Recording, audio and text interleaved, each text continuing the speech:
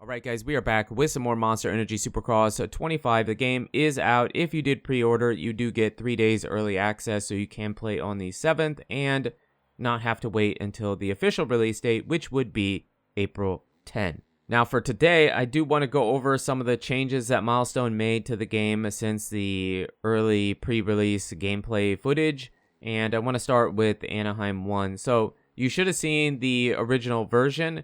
If you haven't, go check out the early first look gameplay video that I did on the channel. You can compare what the track, how the track was as compared to what it is now. So they did make some very major changes to it. And one of the biggest changes would be after the Supercross triple, this rhythm section is much bigger and much more difficult. So we can triple all the way through. Before we were going like double, double, double, triple, triple, or something similar to that. This section after that is even a bit changed. It was a Dragon's Back, but we know there isn't any Dragon's Backs on the tracks this year, so it has been adjusted. This section is a bit different.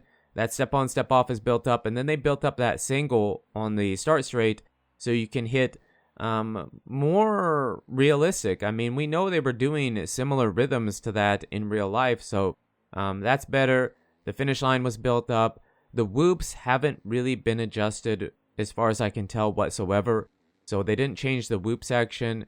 The sand is pretty much the same, but this coming out of the sand is more difficult, tough to time, tough to get a rhythm, but we can do more of a realistic way around it because they were doing it in real life.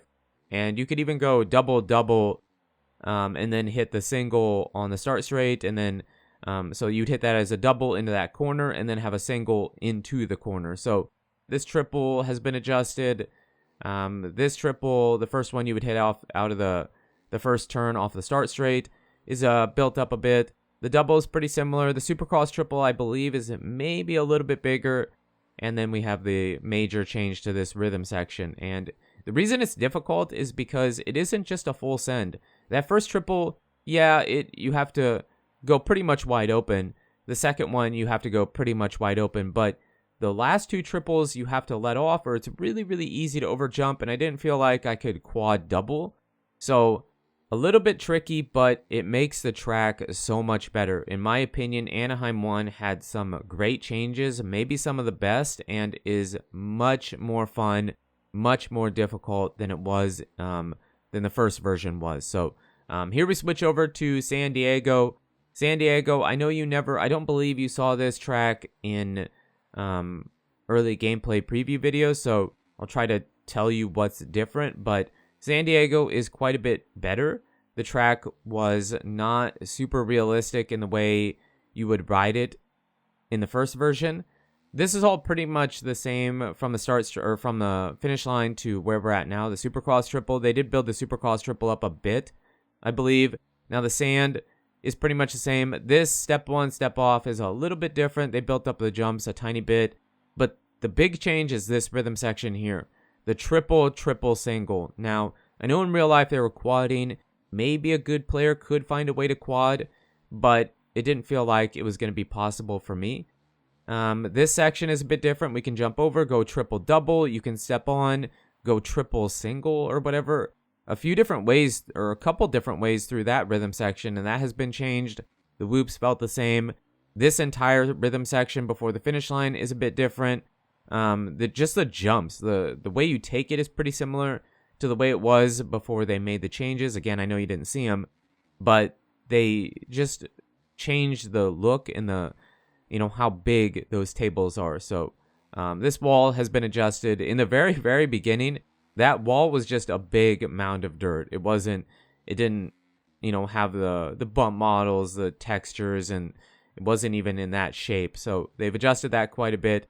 Again, most of all, this part of the track is the same, with the biggest changes being in this back rhythm section, the big rhythm section where they were going triple quad. It would be nice to be able to quad out. I feel like it's a video game. I know it's kind of a simulation, but man, if they could have just made that jump a little bit bigger or brought that quad, that fourth to jump in a little bit because it is pretty far away, I feel like you could quad and it would have just made that rhythm section more fun. Here we take a different rhythm. Like I said, if you step on instead of jump all the way over, it's a bit different. So San Diego had some really good changes to it as well. The only complaint I guess I really have is that I wish we could quad out like they were doing in real life. I think that would have been really cool. So here we switch over to Glendale. Now you probably did, well, maybe not probably, but you may have seen the first gameplay video that I did on the channel, which was the career episode 1 with the futures, and this was the track we were on.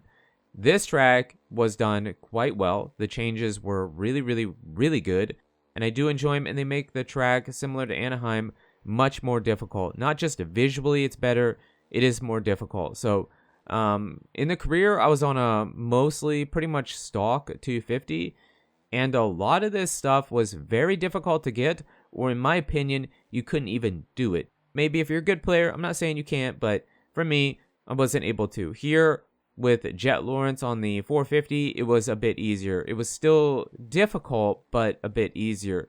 This rhythm section after the whoops is where probably most the line choice is going to be, but here we get a triple in. I do not think it felt like it was possible to triple again, so I did double and then double over the start straight single. Now, we can't, as far as I can tell, we can't do that big, it was a triple, wasn't it? That big 80 plus footer. Instead of doubling like I did, they were tripling, right? So we can't really do that, but the rhythm section in general is quite a bit better. The finish line is adjusted a bit, the Supercross triples may be a little bit different, and then this rhythm section has definitely been built up. You can double, triple, double, or whatever. If you want to take the inside, especially when the track starts to rut up, you can take the inside and adjust your rhythm. I wish we could quad out there, similar to what I wish we could do at San Diego, but still, overall, it's better. These triples here before the Supercross triple are a bit different. That middle one, or that second one, has been built up a ton. Even that Supercross triple, I think, is a bit bigger from the way it was in the early gameplay. This rhythm section, if you saw the first version of the track, was just like a double city. It was just a bunch of doubles. I don't even think we could quad that step on, step off before the whoops with the way the track was before they made the changes. And now here you could jump over and go triple and then triple off that table and maybe change your rhythm to some degree, but I don't know. I didn't have a ton of time with the track, and I was just trying to get decent rhythms on it so you could see the changes that were done. But overall, Glendale, this was the track that Milestone was showing off in early gameplay videos or early gameplay preview stuff to show you the changes that they were making. And overall, I would say it's one of the better ones for sure. Now here we have Daytona. Daytona, it did get some good changes, but there is some stuff that I am a bit concerned about. That 180 right there is not in good shape. If you, with the way the ground physics work, you push the sticks together, pull them apart to turn tighter, and it doesn't really matter if you're going too fast into that 180, but the bike will stand up in a really weird way and kind of almost high side, but not realistic. It's like, it definitely has to be a bug with the way the physics are. This entire rhythm section is much better, more realistic, and those were changes they did. But going back to that 180, I think it's because they tried to raise up the berms, right? Raise them up, make them steeper. And for the most part, they're okay. I don't really notice any weird stuff happening with the ground physics on any of the other 180s, but in that one 180 berm after the whoop section, I had it happen a bunch. Maybe not in this video, but during the career, I noticed it a ton. I don't know, it needs to be adjusted. It kind of reminds me of in Supercross 6. If you remember the bridges in Supercross 6, the official ones on the official tracks, you would get really wobbly going up it, and Milestone really never addressed that issue. Now, the bridges in the track editor in Supercross 6 were fine, but the official ones on the official tracks were in really tough shape, right? And this berm kind of reminds me of that. I really hope they can adjust it, because you're carrying a bunch of speed from that set of whoops, and so even slowing down and not hitting it fast, it just felt weird. It felt really weird to hit it, and you couldn't trust it. You couldn't trust it in the game. So it makes it really hard to hit it as fast as you need to hit that triple double going into the sand. But one of the best changes, in my opinion, would be this rhythm section here to go triple double. Not super difficult, but again, throttle control. I would say that that's one thing that Milestone was consistent with the changes that they made. But in my opinion, Daytona probably had the least amount of changes to it. The other tracks were, in my opinion, done better. But good to see the changes. Milestone is planning on doing, I believe, changes to all the tracks over updates after the game officially releases. So if you play the other tracks and are concerned about it, they have said that they plan on adjusting all of them, but it might take a bit. So let me know what you guys think in the comments down below about the track changes, if you played the game, and what you're thinking about Supercross 25 so far. But you guys and girls are absolutely amazing. Thank you so much for the support on the channel lately. It really does mean a lot. And until the next video, take it easy.